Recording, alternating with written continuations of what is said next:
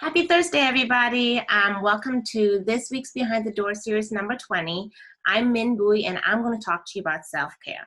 So before we get started and talk about self-care, ask yourself, how many of you actually practice self-care? Yes? No? First off, do you even know what self-care is? So when I talk to my clients about self-care, I get the question all the time, Minh, what is self-care? What does that mean? So, well, let's get started then. Self-care, by definition, means it is any activity that we do deliberately in order to take care of our mental, emotional, and physical health. Although it's a simple concept in theory, it's something we very often overlook. So good self-care is the key to improved mood and reduced anxiety. It is also the key to good relationship with oneself and others. So you want to be mindful of taking care of you. Self-care helps us cope with stress, illness, depression, and negative emotions. It provides relief when we feel overwhelmed. So, can you think about a time when you need to do some self-care? Probably a lot of us do, right? Yeah, a lot of us, we do, because we have so much going on in our lives, and especially with everything going on in the world right now, it is really hard to do some self-care. Another thing that I tend to hear a lot from clients or parents sometimes is like, Minh, I don't have time to do self-care. There's just too much going on in a day and just never enough hours in a day. I mean, just last week, my team and I, we were meeting and we talked about self-care. And it's something we actually encourage all of us to do, because we actually tell each other to, hey, put it on your schedule each week and practice an hour of self-care. And it's hard, you know, there's so much to do, so many responsibilities. Like when can we ever find the time to just sit down and do something we enjoy?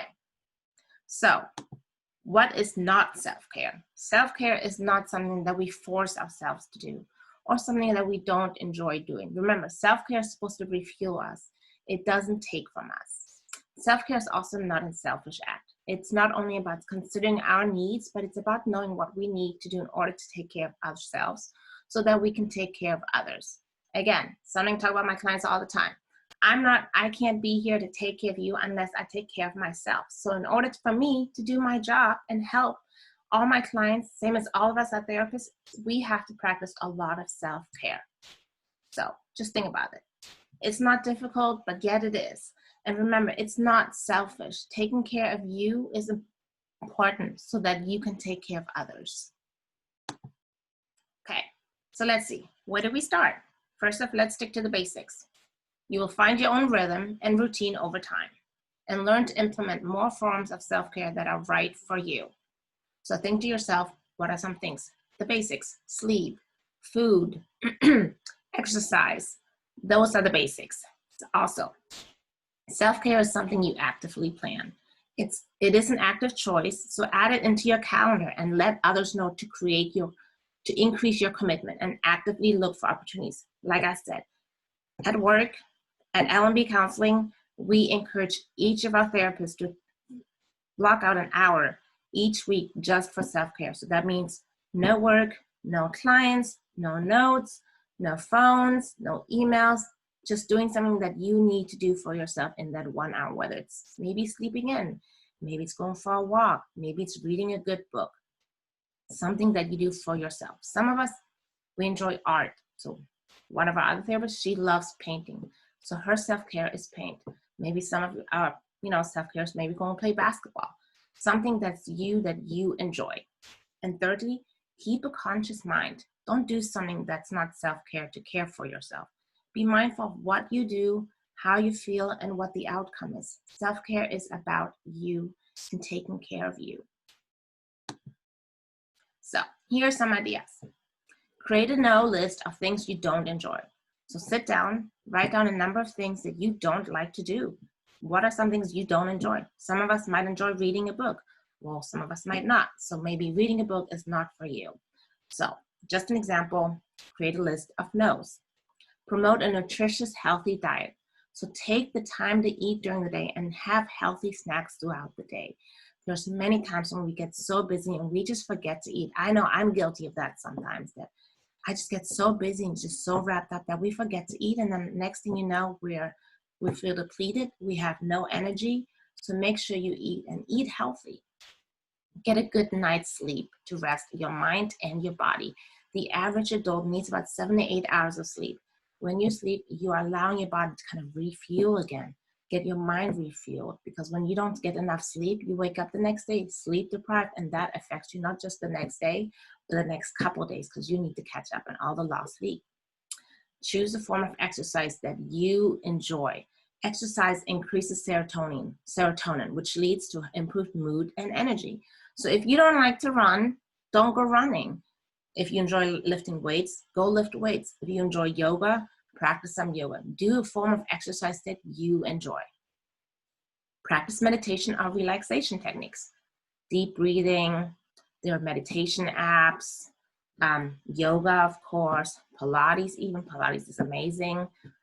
Just take time during the day to breathe. There's so many times I have to remind my clients and even myself and my loved ones to just take a moment and breathe. You know, we forget to just, we go, and we're so used to always constantly going that we forget to just take a moment for ourselves.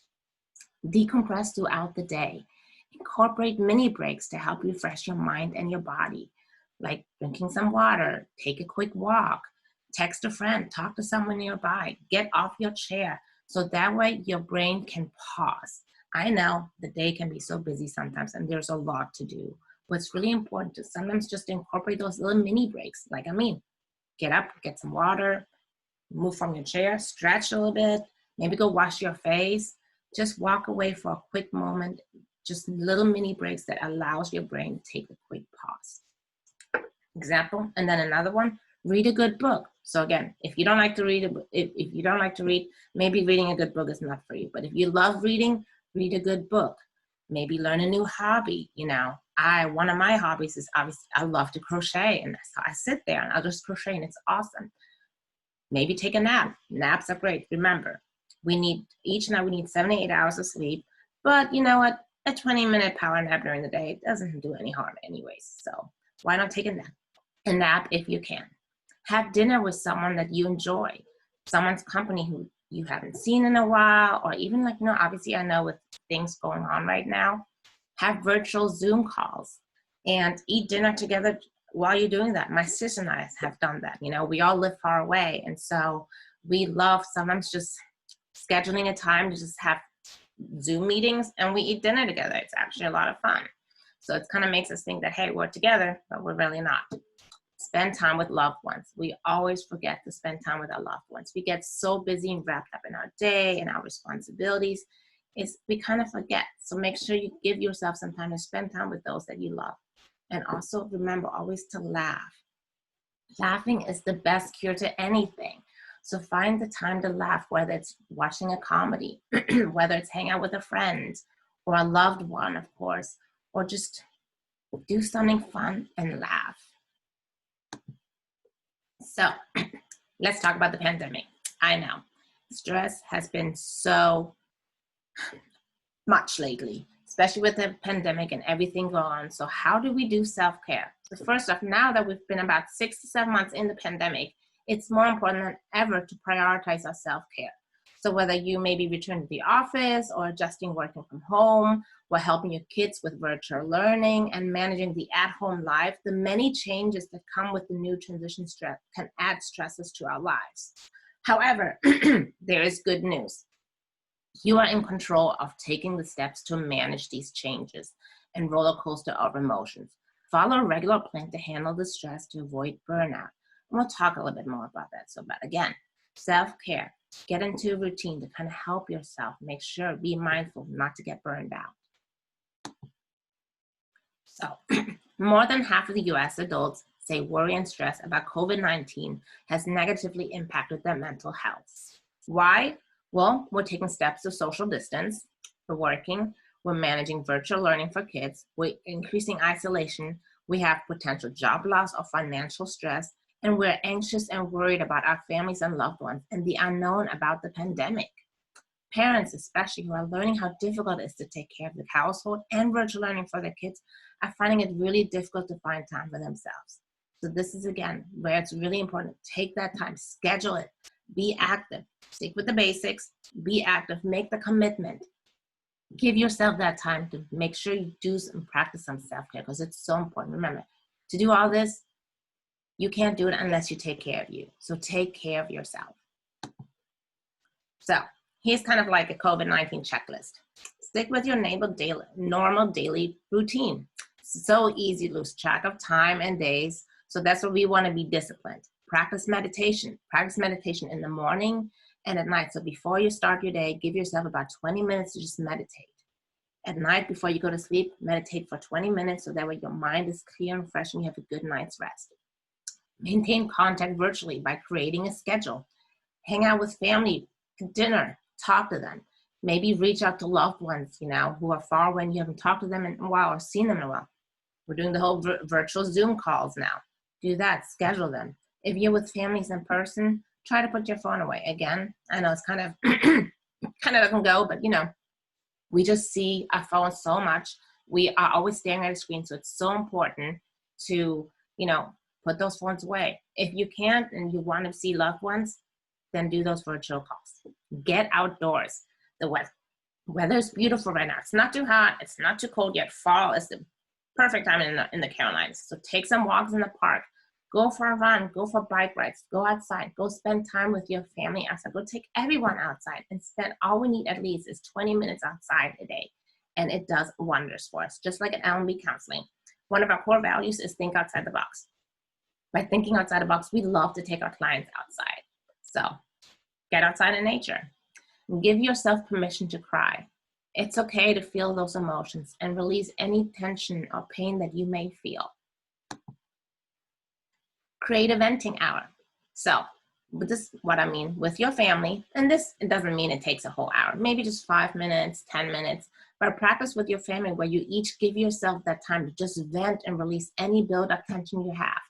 This, of course, hopefully will reduce any resentment or tension. So this way everything's out on the table and talk about it. Take that time to just vent to each other.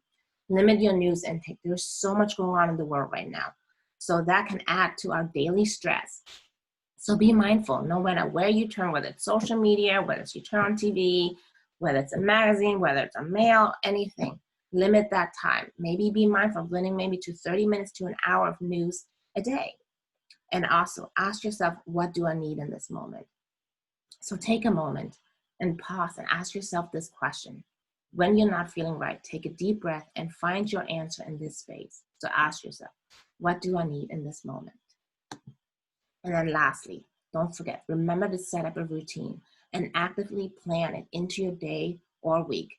Self-care takes practice. It's not going to be easy. I know it's challenging, but be active in it. Actively plan, put in your schedule, make a commitment to it. Make a commitment to you. Remember, it takes practice. So this will take time. And also remember, self-care means taking time to love yourself. So take care of you. Take care of you, you can take care of others. So thank you so much for joining me today and learning about self-care. If you have any questions, please feel free to reach out to me or any of our therapists at L&B Counseling. Thank you so much.